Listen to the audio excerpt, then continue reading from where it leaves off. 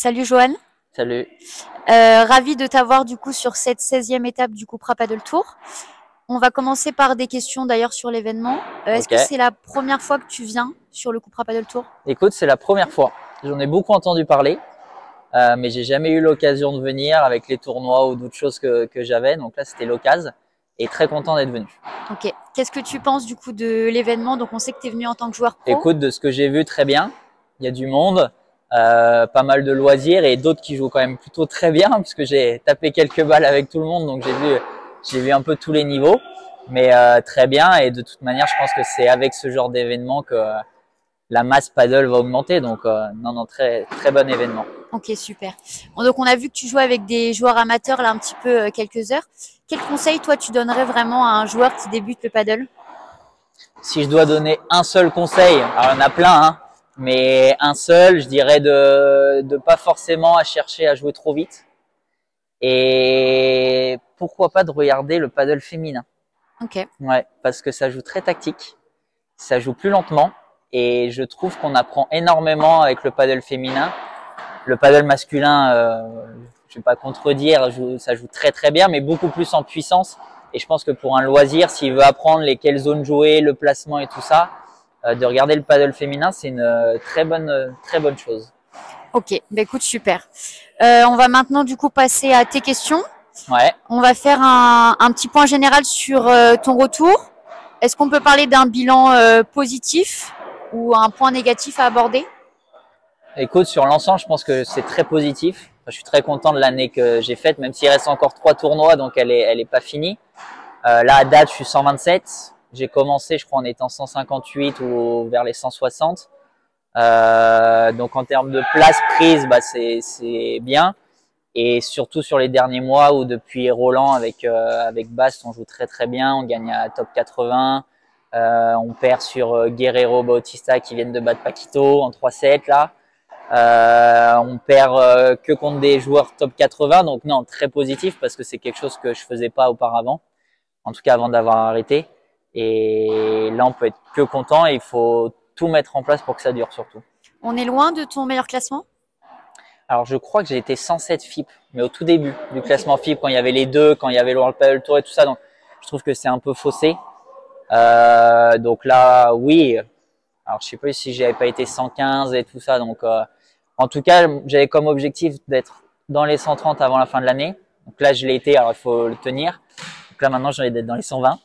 Et ça passera par un bon major au Mexique, un bon P1, et en espérant avoir la wildcard pour le FIP final à Bourg-en-Bresse. Bah écoute, c'est ce qu'on te souhaite. C'est gentil. Comment est-ce que tu te sens du coup? Est-ce que tu te sens meilleur ou moins bon?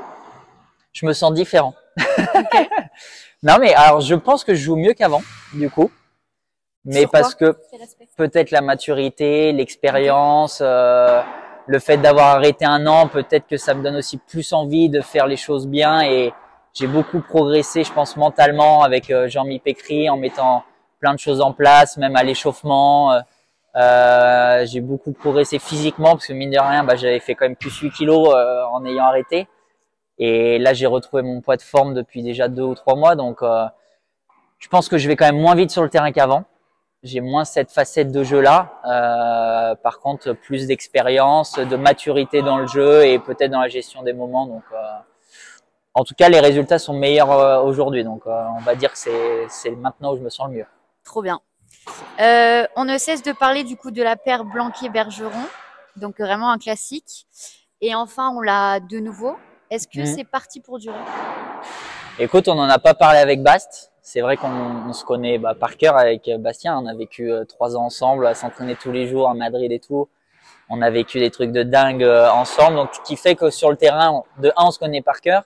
Et de deux, ça permet que si ça se passe mal, de se dire les choses. Et tu vois, on était fatigué un peu à Dubaï avec tout l'enchaînement et tout.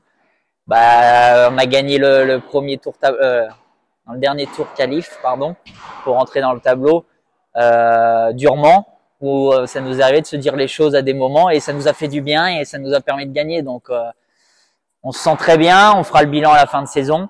Mais en tout cas, personnellement, je trouve qu'il n'y a pas de raison que ça s'arrête en tout cas. Et enfin, du coup, on va terminer l'interview sur les mondiaux. Qu'est-ce qui s'est passé entre l'Europe et le mondial? Est-ce qu'on peut parler d'une différence de niveau? Je pense que c'est une nouvelle équipe déjà. Alors même si ça n'a pas changé du tout au tout. Le fait que Adri n'ait pas joué les mondiaux, bah, c'est fait aussi un joueur d'expérience qui a l'habitude des équipes de France, d'être tous ensemble pendant une semaine, voire même 10 jours, de savoir un peu ce que ça procure avec les autres nations. Enfin voilà, on l'a vu hein, à des moments c'est assez chaud. Donc on a une équipe plus jeune. Ça veut pas dire qu'on a une équipe moins forte, mais je pense qu'il faut aussi prendre le temps.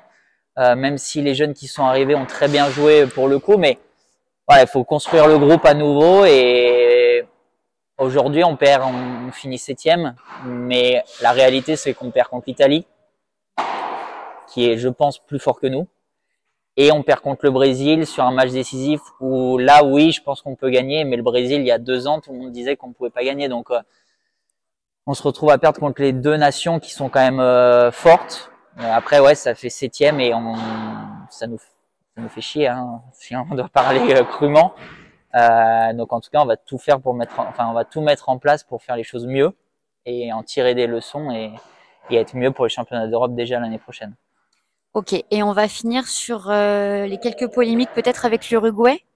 Si tu souhaites en parler, t'en penses quoi? Compliqué. C'est compliqué, c'est ce que je disais, on a une équipe jeune. Donc il y a des réactions qui peuvent être un peu amplifiées. Il y a les réseaux sociaux qui jouent beaucoup aussi parce qu'on voit que ces images-là, alors que la réalité, et pour l'avoir vécu du coup, parce que moi j'avais joué le premier match et que après il restait 2 matchs, je sais que Bastien et Thomas, voilà, pendant tout leur match ils se sont fait insulter quand même. Mais ça, bien évidemment, personne va le dire et ça se voit pas à la télé puisqu'ils sont du côté de la caméra, donc on voit que nous. Après voilà, je pense que cette célébration n'aurait pas dû avoir lieu. Ça, c'est une certitude et je pense que ça nous a fait plus de mal que de bien, même pour la compétition. Après, voilà, c'est des moments qui sont chauds. J'ai beaucoup parlé avec des Uruguayens dans le vestiaire, pas le soir même, mais les jours à venir, enfin les jours qui suivaient, il y avait rien. C'est-à-dire que je pense qu'ils l'ont. C'est le sport, quoi. Et c'est le côté un peu où c'est pas que ça se charriait, mais c'est que c'était chaud. Toute la rencontre, c'était chaud. Voilà, ils insultaient. Le dernier match, Dylan et Man se retrouvent à être menés. Moi, je me retrouve à aller sur le terrain d'à côté pour être près de la porte et les encourager tout le 2e et le 3e set. Enfin, c'est des ambiances qui sont particulières et qu'on retrouvera jamais ailleurs. On l'avait vécu il y a 4-5 ans où tout le monde était contre nous, à taper contre la vitre. Je me rappelle, on jouait avec Bas, c'était au Portugal. Enfin, c'est des ambiances qui sont un peu particulières. Après, je pense que voilà, il fallait pas le faire.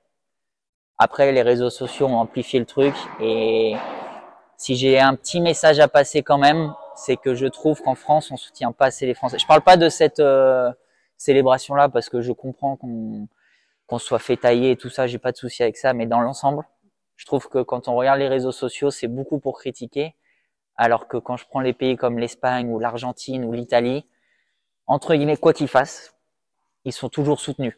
Et je pense qu'on devrait aussi en tirer un peu des leçons dessus et on est soutenu, il n'y a pas de souci, mais sur les réseaux sociaux, on voit que le négatif. On a reçu plein de messages, hein. Pas de la célébration, mais quand on a perdu contre l'Italie, où moi je me suis senti moins bien, et j'étais le premier à le dire pour le coup, j'ai fait un mauvais match, Timio a très bien joué et tout ça. J'ai reçu plein de messages en disant t'es nul, je sais pas quoi. Des mecs qui m'ont jamais rien envoyé. Avec Bass, on gagne 2 semaines avant à top 80, j'ai jamais reçu un message bien joué de leur part. Enfin, c'est la vie des réseaux sociaux, ça veut dire que le paddle se développe, donc c'est une bonne chose. Mais voilà, je trouve qu'en France, je pense qu'on soutient pas assez les sportifs français. Ok, bah écoute, ce sera ton mot de la fin. Je pense que le message est passé. J'espère que les personnes qui ont réagi comme ça verront cette interview. Après, c'est la vie d'un sportif et franchement, enfin. Oui, bien sûr, mais c'est jamais agréable. Non, mais je suis pas là à me plaindre et voilà. Mais c'est juste que je me dis quand je vois tous les Espagnols, les Argentins et tout, je me dis putain, si des fois il y avait plus de soutien, alors peut-être que c'est l'image qu'on dégage qui fait que y en a qui n'ont pas envie de nous soutenir. Je pense que si on nous connaît réellement, on sait quand même qu'on est des bonnes personnes et que on donne tout pour ce sport et pour l'équipe de France. Donc bon, voilà. Ok, bah écoute, merci beaucoup pour ce petit temps accordé. Et puis plein de bonnes choses pour la fin de saison. Merci, et c'est gentil. on se revoit vite. À bientôt. Bisous.